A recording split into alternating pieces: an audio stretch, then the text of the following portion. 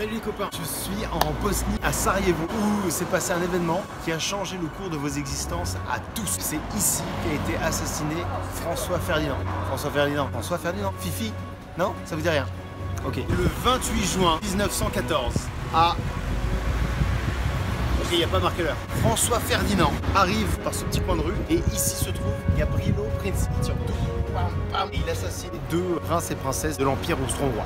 Alerte générale, déclaration de guerre multiple, première guerre mondiale. Alors l'histoire de cet assassinat, c'est une histoire de fou. Les mecs, ils étaient 7, ils ont 18-19 ans, ils sont pas préparés, ils savent pas tenir une arme, ils se sont entraînés vaguement, mais ils savent pas bien comment ça marche. Enfin, c'est des bras cassés, les gars. Et tous les 7, ils ont décidé de se cacher parmi la population sur le trajet du cortège de François Ferdinand. François Ferdinand, qui c'est? C'est un mec, putain, je suis en train de prendre un coup de soleil de fou. C'est un mec, personne ne l'aime. C'est le neveu de l'empereur d'Autriche-Hongrie. Apparemment, c'est un sale con. Je ne pas dans les détails, je ne le connais pas personnellement. C'est pas mon truc de critiquer les autres. Parce que le fils de l'empereur Joseph, lui, il s'est suicidé sans faire chez personne. À lui, sa mort n'a pas déclenché la Première Guerre mondiale. Tu vois la différence déjà. Donc François Ferdinand, gros connard. Bref, comme le fils est mort, lui, le neveu devient l'héritier. Et entre-temps, il s'est marié avec Sofia, qui n'est pas du tout du même rang que lui. Alors, comme il n'est pas du même rang que Sofia, ils peuvent rien faire ensemble. Donc, ils peuvent pas aller au cinéma, ils peuvent pas aller au McDo, tant mieux, parce que le McDo, c'est vraiment de la merde. Putain, mais arrêtez d'aller bouffer là-bas, sérieux. Ils peuvent pas se balader dans la rue ensemble, ils peuvent pas défiler devant les armées ensemble, c'est pas hyper chiant. Qu'est-ce que tu fais de tes week-ends? À Vienne.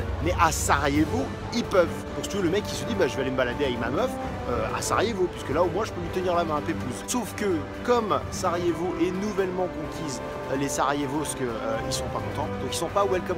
Et notamment, ils sont pas welcome par les Serbes, parce que les Serbes se doutent qu'en fait, l'Autriche-Hongrie, elle va vouloir s'étendre jusqu'en Serbie. Il y avait quand même Autriche sous roche, un petit peu quand même. Si les mecs sont vénères, si tu veux, ils ont bien été endoctrinés par le nationalisme serbe. Ils disent ouais, les Serbes, nous on est différents, on n'est pas pareil que les autres. Ils sont 7. Le gouvernement serbe s'est dit ça marchera jamais, mais je vais quand même les envoyer. Il y croit tellement pas à la réussite de cette mission qu'il leur a donné rien. Ils ont rien, les mecs. Ils ont un flingue qui marche pas. Même pas entraîné, ils savent même pas comment ça fonctionne. Le plus drôle, c'est qu'ils ont des capsules de cyanure pour se suicider qui sont périmées. C'est te dire si le gouvernement serbe s'en battait les couilles de ces mecs-là. Bref, ils sont cachés tous les 7 comme ça, tagadagadac. Alors le premier voit passer en souche, il fait rien. Pourquoi? Parce qu'il se dit, putain, si je tire sur la bagnole, il y a un risque que je blesse Sofia, la meuf du mec. Super fair play, classe le mec. Deuxième, il tire pas parce qu'il se dit, il y a un flic juste derrière moi. Sans doute, je vais me faire arrêter. Attends, il a une capsule de cyanure dans la poche.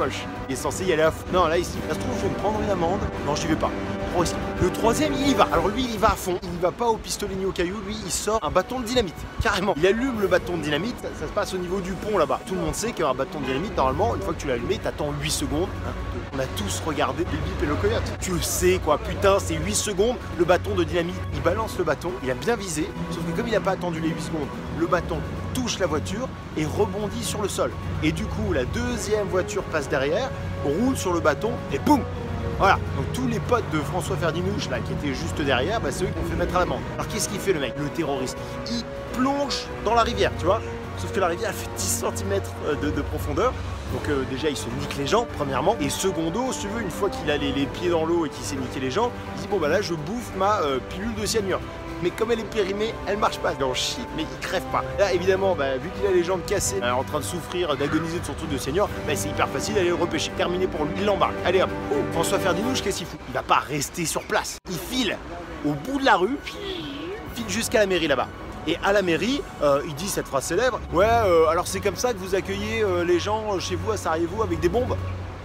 Donc il repart en bagnole, mais il dit au chauffeur qui est croate, vas-y, tu nous ramènes pas par le même chemin. Cette fois-ci, tu nous emmènes à l'hôpital, et puis surtout, tu nous emmènes pas dans les petites ruelles, parce que c'est trop dangereux, on n'est pas à l'abri d'un malentendu, si tu vois ce que je veux dire. Sauf que comme le croate, il parle pas allemand, je vous jure les mecs, c'est pas une blague. Qu'est-ce qu'il fait? En revenant de la mairie qui est là-bas, il arrive ici, et là, comme un con, il tourne sur la droite. Parce qu'il avait pas compris qu'il devait pas prendre le chemin avec les petites ruelles. Là, t'as Gavrilo Princip, donc le cinquième, le quatrième de la bande. Il a vu que la dynamite avait sauté. Il a vu son pote dans la rivière avec les jambes niquées, là, bouffer son truc de cyanure qui marche pas, se faire embarquer par tout le monde. Il a vu ses deux autres potes qui ont rien fait parce qu'ils avaient peur de se faire embarquer et puis parce qu'ils avaient peur. Il est là, si tu veux, le mec il se dit bon bah la journée elle est niquée. Il devait être sur son téléphone portable en train de texter la Serbie, genre bon les mecs on a loupé, désolé vous verrez ça aux infos mais c'est tout mort. Je sais pas pourquoi il est encore sur place, parce qu'il y a des heures qui se sont passées pendant que Francis il était parti se reposer à la mairie, mais il est toujours sur place à ce moment-là. Et là, coup de surprise, qu'est-ce qu'il voit? La bagnole qui tourne juste, mais juste devant lui, hein, tu vois, il est à l'angle, là-bas, donc derrière le monsieur. Il voit la voiture qui tourne juste devant lui. Mais attends, mais là c'est une blague, c'est une blague. C'est que Françouche, comme il est à l'intérieur, il voit qu'on tourne dans une petite ruelle, il dit au Croate qui parle pas allemand, il lui dit putain mais attends, qu'est-ce que tu fous? On fait demi-tour, on repart dans l'autre sens. Donc le mec il freine devant Gabrielo Princip. Le mec qui a un gun qui freine, il est à l'arrêt, il fait un demi-tour, presque il essaie de se garer, vas-y shoot-moi. Il fait un demi-tour, il repart mais hyper lentement, tu vois, parce qu'il y a la foule et tout, qui est encore là, bah. Gabrielo Princip, il est là, il décolle de son téléphone portable, il dit putain mais c'est pas possible, mais c'est la chance de ma vie. Bam, boum, boum, une balle dans chaque tête. Bon là je romantise un peu, une balle dans chaque corps à peu près, mais peut-être pas les têtes, mais bon, en tout cas il les a bien eu. Pour un mec qui savait pas tirer des cibles fixes comme ça, c'était improbable. Et improbable le changement d'itinéraire, le fait que le mec qui parle pas l'allemand, je sais pas combien il y avait de pourcentage de chances que ça marche cette histoire. Et ben dis-toi bien que c'est à cause de ça que mon grand-père et ma grand-mère sont orphelins. L'empereur Joseph qui aimait pas son neveu, si tu veux, il se dit bon voilà quand même, il s'est pris une balle dans la tête. Ah oui non, mais parce que ce que je t'ai pas dit, c'est que là, les autorités hésitent. C'est qui ces gens qui l'ont tué? On les interroge et tout, et les mecs ils crachent pas le morceau. Parce que Gabrielo, là aussi, lui il a avalé sa petite pilule de cyanure qui marche pas non plus. Il les cuisine, mais les mecs ils lâchent rien. Ils disent non non, voilà, c'est nous, on avait envie, c'était comme ça, pour le délire et tout. Ils savent pas que la Serbie les a armés, les a entraînés, tout ça. Sauf que là, il chope le 5e ou le 6e de la bande des 7, et lui qui a rien fait, hein, celui il était plus loin dans la foule ou ailleurs, pour l'instant on l'a pas vu. Il se chie dessus, il vend tout le morceau, toute la mèche. Il donne toute la mèche, la balance. Le mec balance à son dent balance. 19 septembre. Et une fois qu'il a lâché le morceau, Joseph, là, l'empereur, sait que c'est un coup de la Serbie. Tout le monde sait que c'est un coup de la Serbie. C'est-à-dire, même si Joseph, il avait pas envie de déclarer la guerre, là, il est un petit peu dans la merde. Alors qu'est-ce qu'il fait? Il donne un ultimatum à la Serbie. Bref, je sais pas combien il y a eu, millions de morts. Mais ça s'est joué à ça. C'est quand même un truc de con. Les mecs, ils sont allés se battre, ils sont allés donner leur vie pour ça. Les vraies raisons, c'est pas ça. C'était l'histoire qu'on leur racontait. Et ils partaient quand même. Tu te rends compte?